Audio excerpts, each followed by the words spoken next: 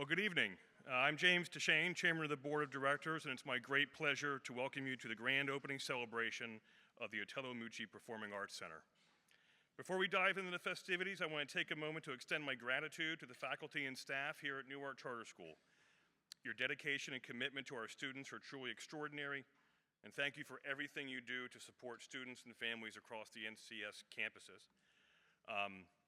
Showcasing that, earlier today we had the pleasure of treating every student, grade K to 8 at NCS, to a special mini performance featuring our band, orchestra, chorale, and musical theater performers. For some of these students, it was their very first time to a theater. This space, though located in the high school, is a resource for all students, and we are thrilled to see it come to life with their energy. We look forward to hosting many exciting events here, from the junior high school musical to the second grade Sings the Blues. The school day performances were designed to expose our student population to the variety of performing arts that are available to them during their time here at NCS. The addition of the Otello Meucci Performing Arts Center is a significant milestone in our ongoing commitment to excellence in academics and the arts. As you may have heard Mr. Golder say on more than one occasion, there's no better time to be a patriot. Thank you for joining us on this momentous occasion as we celebrate the opening of this remarkable space and bright future it promises for our students and our community. Please join me in welcoming Mr. Sam Golder to the podium. Thank you, Sam.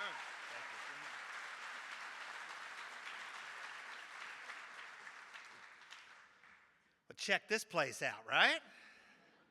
Not bad, not bad. Good evening, students, family, and staff, and distinguished guests.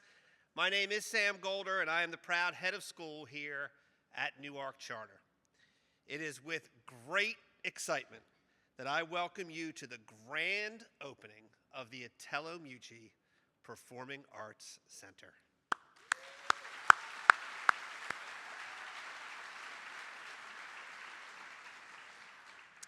You know, at Newark Charter, we strive to ensure that our students and really all children in our lives are energized, engaged, and understand the joy of learning.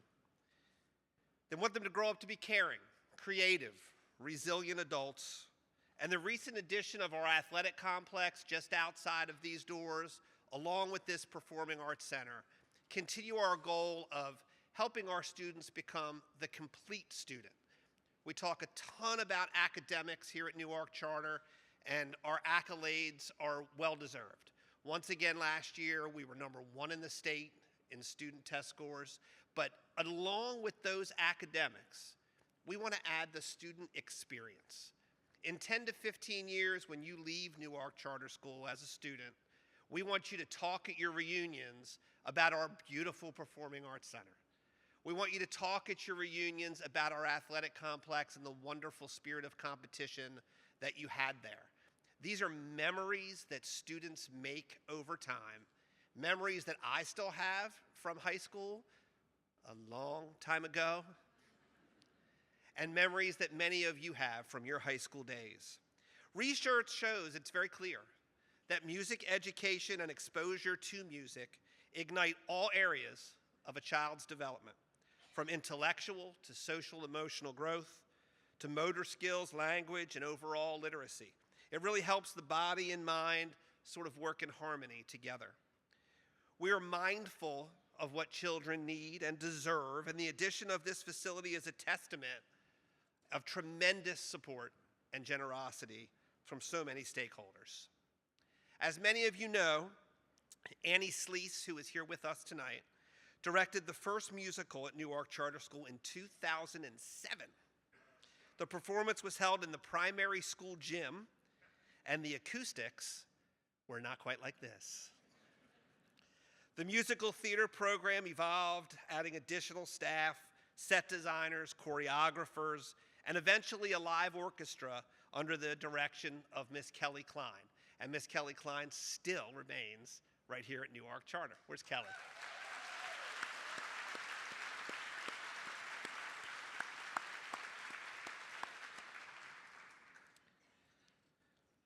Today we are gathered in the new home of the musical theater department, complete with green rooms, dressing rooms, stage lighting, 9 different curtains, and a pit for the orchestra. affectionately known as Tello's Pit. We thank the Gore family for their ongoing and incredible generous philanthropic support.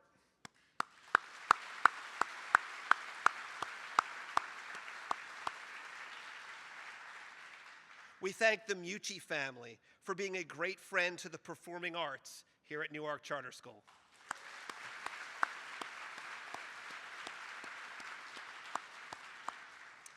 We thank our hardworking Capital Campaign Committee who spearheaded the efforts to raise over $2.5 million for this expansion project.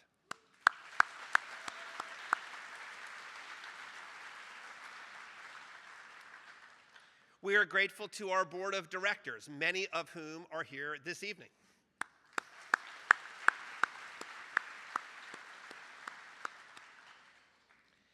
We thank Mr. Greg Meese, whose vision many years ago started Newark Charter School.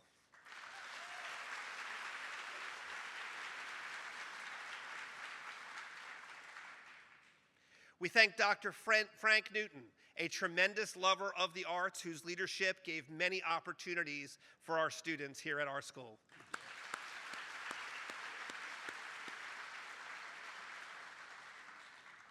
We thank Mr. Jimmy Slagle, our first facilities director, who champions students by providing pristine facilities on all of our campuses historically.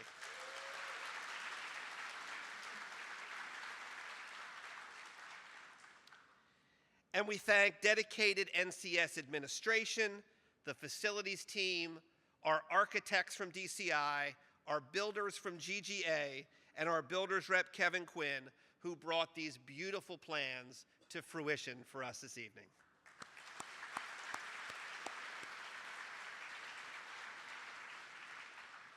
We are just simply so deeply grateful for this beautiful space that will foster learning and growth for our students.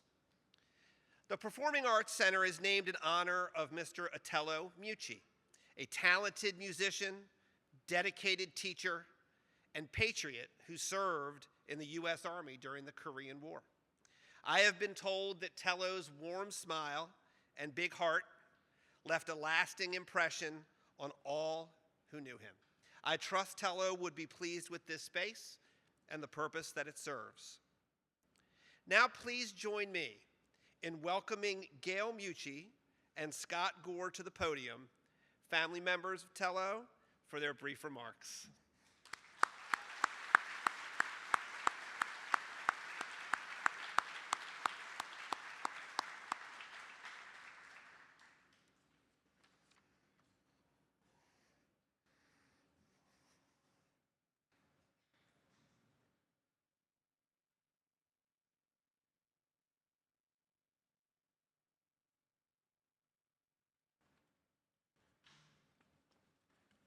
Very few of you would know Otello,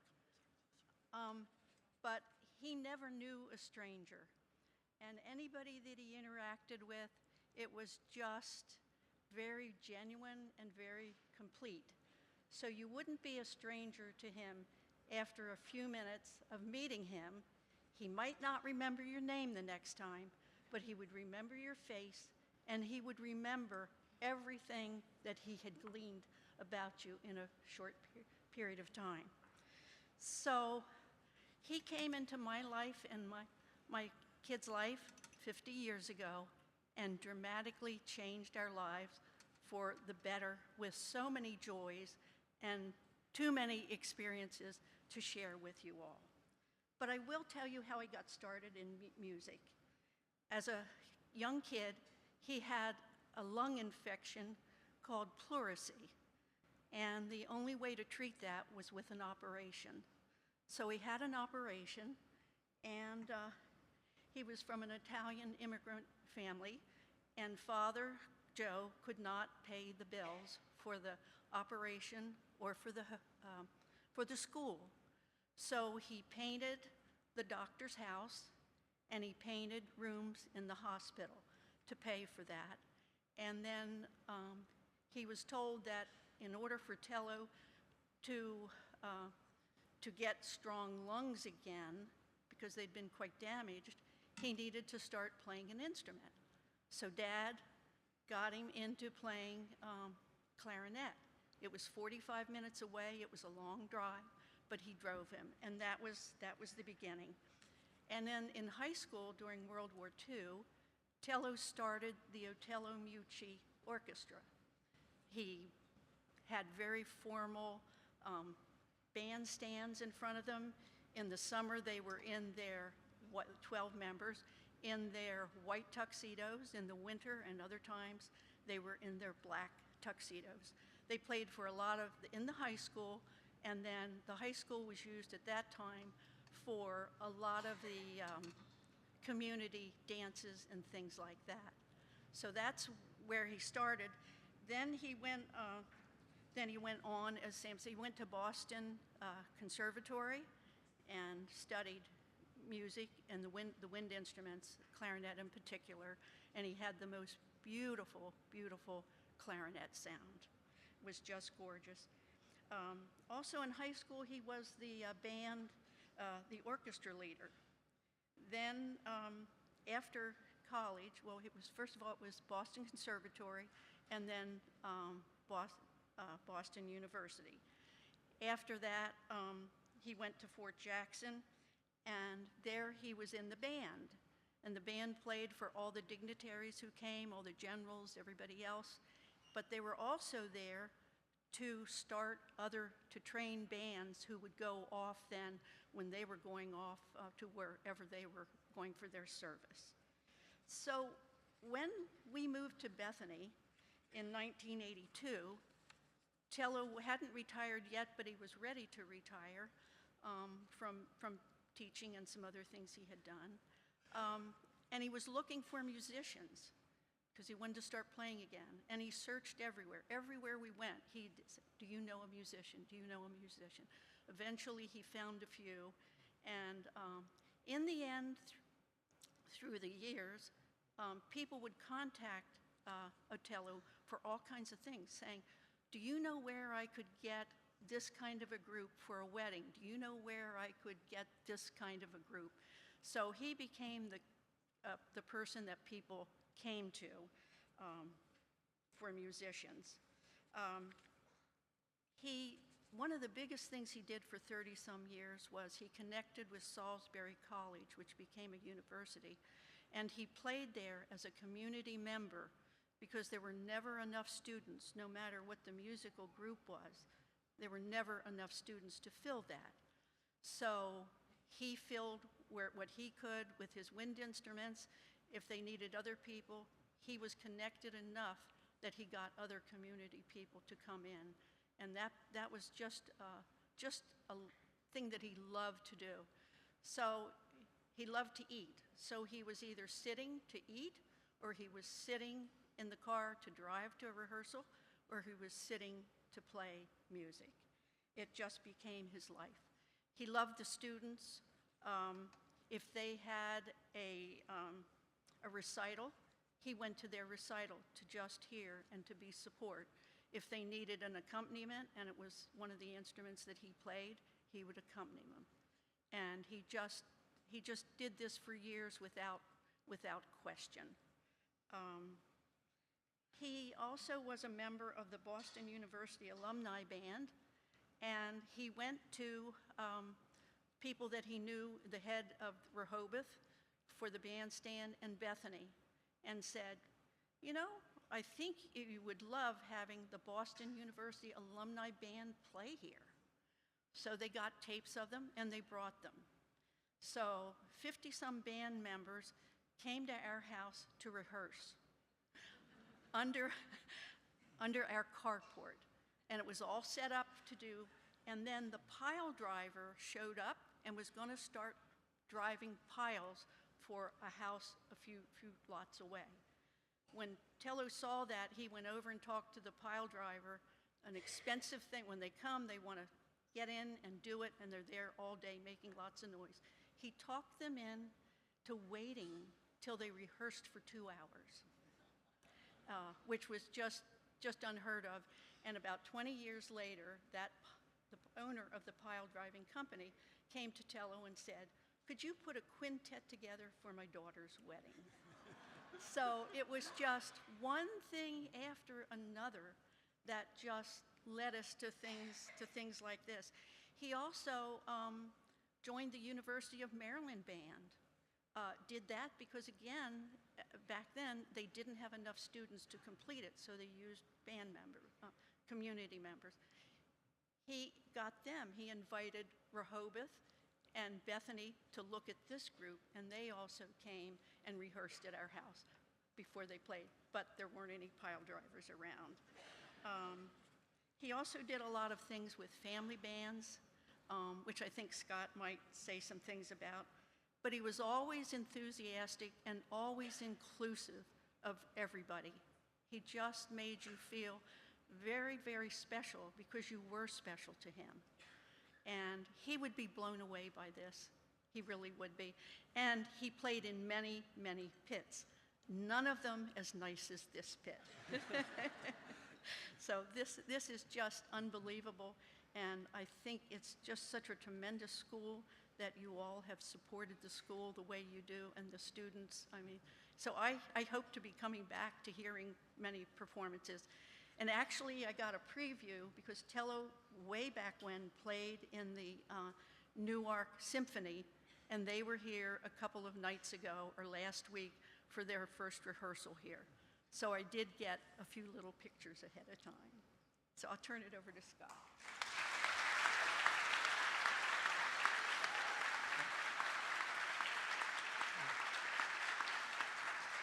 Yeah, thanks, Mom. Tello, when I was thinking about what I might say, one word kept coming to mind, and that was big. Tello had a big, beautiful personality, as Mom said. He would meet people, and most people remembered the first time they met him because he would just talk to anybody on the street. I certainly remember the first time he came over to the house. Tello was very big-hearted, very generous. Now, Mom, you didn't cover the stories, but correct me if I get some details wrong. Mom never knew who he was going to bring home. He would just find people in need and bring them home. So as a part of Tello's, when he was a salesman for selling educational products with Borg Warner, part of his territory was in the Virgin Islands, and he came across a young man. Was he going around the world? He was sailing around the world single-handedly, and his sailboat got dismasted, and so he didn't have much money. He was in dire straits. So Tello brought him from the Virgin Islands to this area and put him up. How long did he stay? 6 weeks. 6 weeks, okay, till he could get his affairs in order, get his boat repaired. There was another similar one. I remember Tello was in Annapolis. He liked boats, and he was walking along a dock, and someone came up, and the person looked very dejected. And he made a comment of, oh, life can't be that bad, but he found out that life was that bad. So again, he brought that person home, and Mom had dinner. So anyways, that was what Tello was. If he saw a person in need, he was there to help.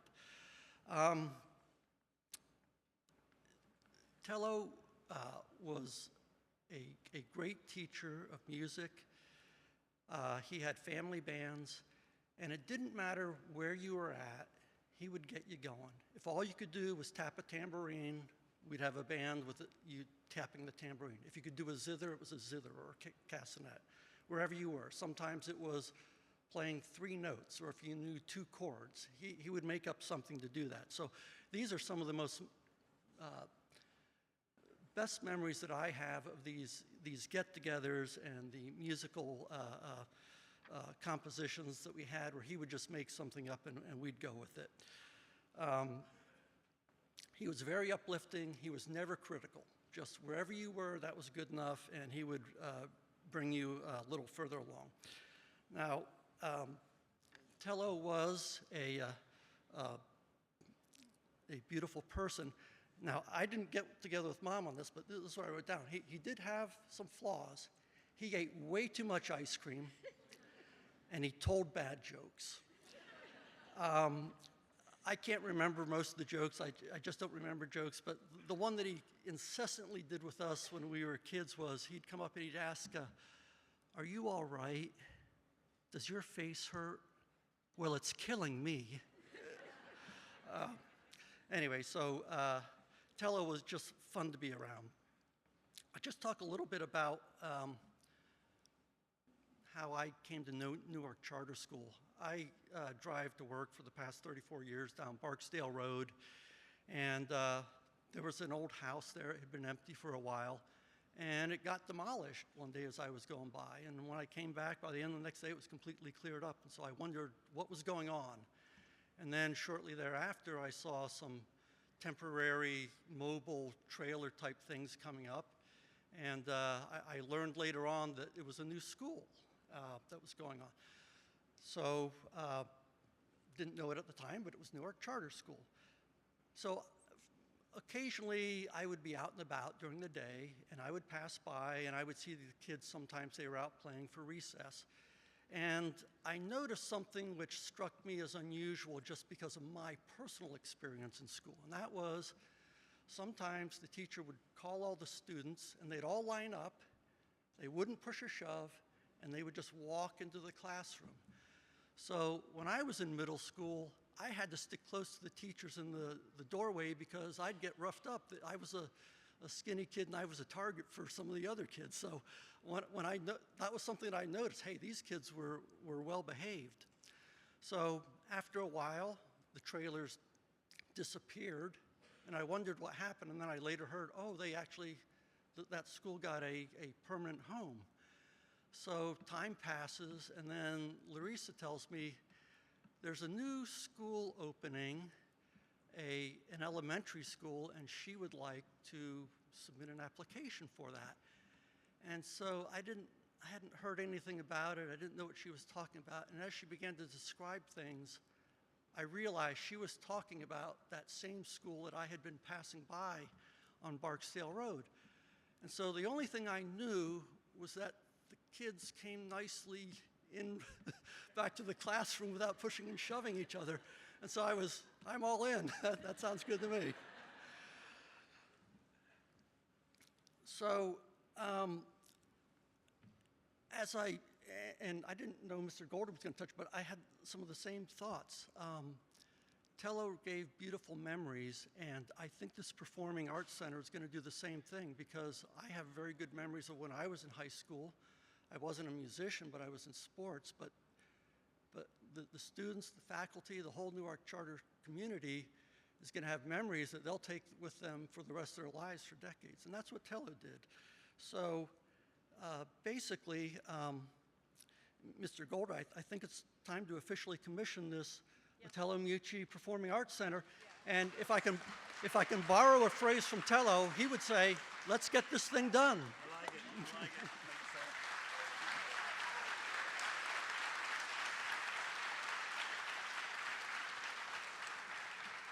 Thank you so much, Ms. Meucci, Mr. Gore. So at this time, I invite, you might notice we've got a really long ribbon, and we've got lots of scissors, too. So we're going to make this thing happen. It's going to be orderly, and no one's going to push and shove here either. So at this time, I invite the following guests in attendance to join me on stage for the official ribbon cutting. The Gore family, the Meucci family, our board of directors, Mr. Meese, Dr. Newton, Mr. Slagle, Ms. Sleece, the Newark Charter School administrative team, and members of our Performing Arts department.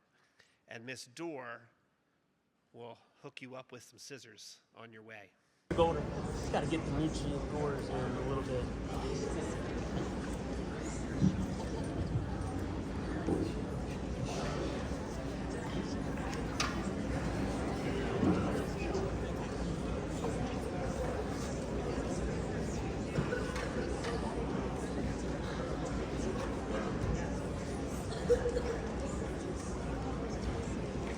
Oh boy.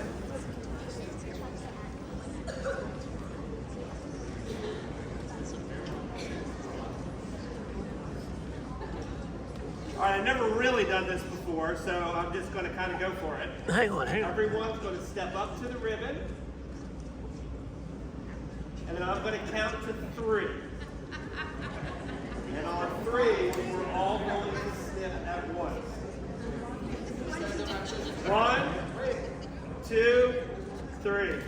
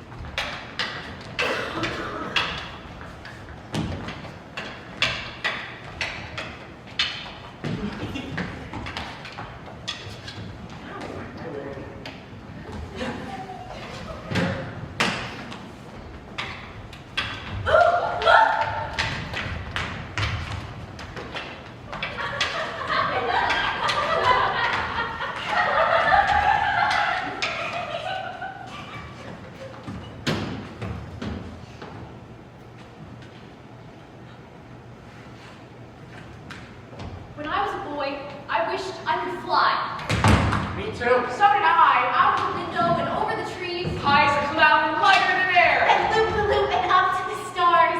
I dreamed about flying all the time. What? Girls dream. Up to the stars. I like that. Me too. Eventually, of course, we dream other dreams. We change. We grow up. Always happens. Nothing's forever. That's the rule. Everything ends. And so our story begins. Supposing all these planks and ropes are now in the British Empire. And we are lords and captains, mothers, Orphans, sailors, Pirates. trouble kings. And use your thoughts to hoist the sails and deck the ships, awaiting us this early gray misty dawn of 1885. A crucial year for the reign of Her Majesty Queen Victoria. God save her! Who by her grace suddenly decided a new hero of the realm, Lord Leonard Astor, dedicated minister and devoted father. To Molly Astor, whose mother flew up to heaven when Molly was 6 years old. In the years that followed, a nanny was employed to care for Molly and provide her the essentials of young womanhood. While taking her on each royal mission, Lord Astor gave Molly a life few girls would normally know. A life that made her insatiably curious, insufferably bright, and pretty much friendless at school. Friendless? Ha! Friendless, you mean like? Leave me alone. Orphans, most useless creatures on earth. Look at them. Cast out by mothers who can't feed them, or in love with No mothers at St. Moritz. Only schoolmasters. Much as I hate to lose you, you will. And you, I won't stand in the way of opportunity. Here's to your trip on a ship. What ship? What trip? Sorry, I'm lost. Me too. Boys. We're lost! Boys. And so it was. On the brink of a new adventure. That three filthy orphans. Lord Leonard Astor. His friendless Molly. And Mrs. Bumbury. Journey at dawn to the docks of Portsmouth. Where two trunks are delivered to two ships, sharing the very same dock. Two trunks deliberately similar to each other in their trunkness. One of them containing precious cargo belonging to the Queen. To be accompanied by Leonard Astor aboard one of the ships, a spanking new frigate. Commanded by Leonard's old school chum, the legendary Robert Falcon Scott, captain of the Wasp, bound to the remote kingdom of Rundu. And the other trunk will descend, courtesy of me, Bill Slay, the captain of the other ship, the Neverland.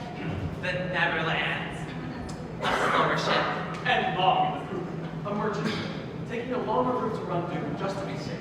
While nobody's looking, I'll listen to Mark, the Queen's trunk, the one supposed to go on the Wasp. All ashore is going ashore! Switch us. Get this trunk of boys in Neverland, garbage. Now sell these boys into slavery. Cheer up, lads. You have to run due to be helpers to the king. Food for snakes, more like. Great old boys, come before. Make your cars say your goodbyes. I do. There's no one who cares. Which is why I hate grown-ups. Store your cargo, start your play. I do.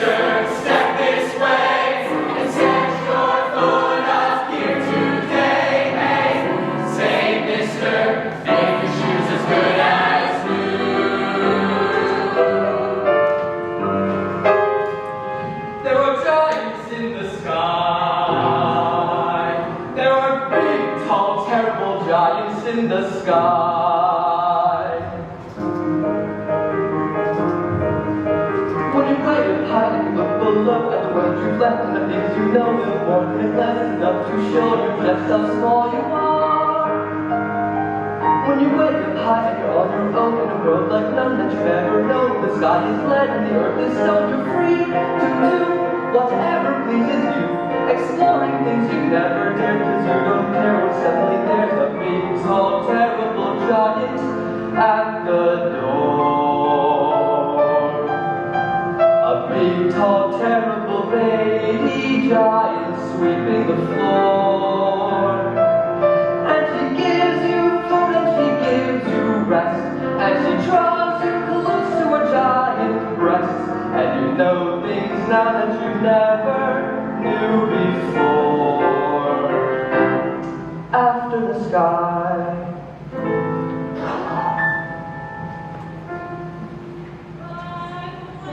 you hear that pitter-patter of tiny feet. It doesn't matter how long I've had to sit here minding my brood.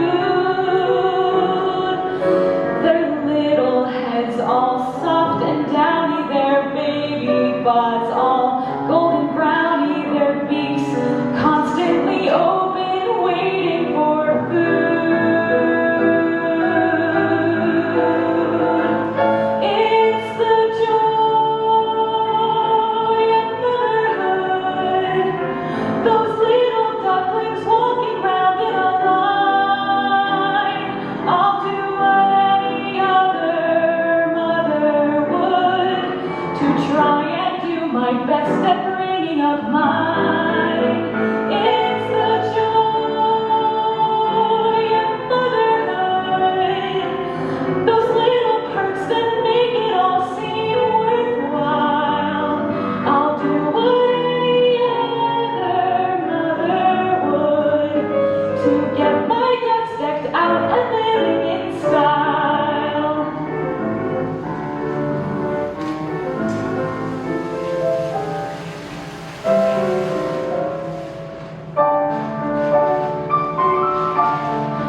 Oh, notice me Horton, feather by feather. This is your next door neighbor calling. Notice me Horton, Horton together. We could be great.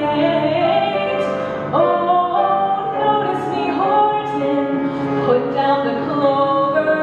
This is your next door neighbor calling. There's a new leaf, your neighbor's turned over and over, clover by clover. I was just a no one only yesterday. You showed up and showed me something more. Now I become a someone who has someone to believe in and to be there for.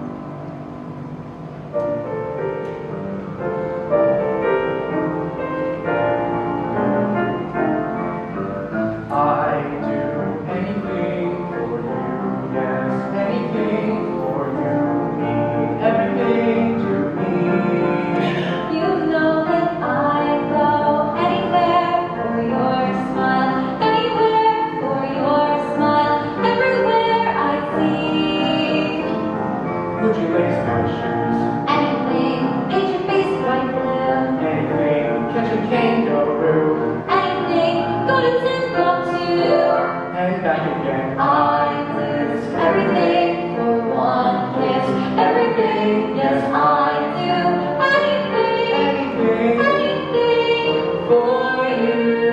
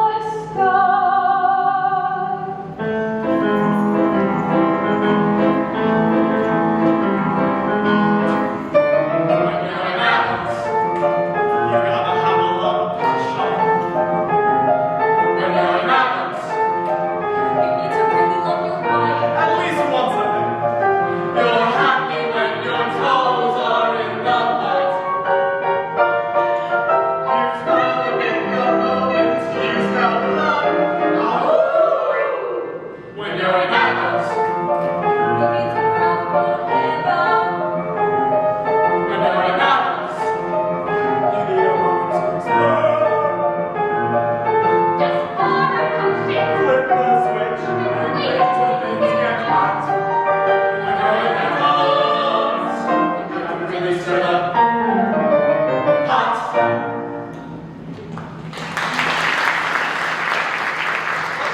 Closing your eyes to a situation you do not wish to acknowledge, or you are not aware of the caliber of disaster indicated by the presence of a pool table in your community.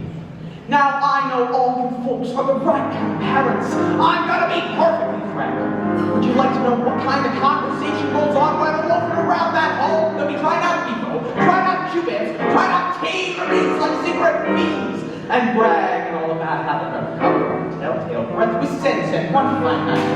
They leave the pool hall, head for the dance at the armory, libertine band, scarlet women at rag time, shameless music for the Dracula's son, your runner with the arms of a jungle, animal instinct, mass hysteria.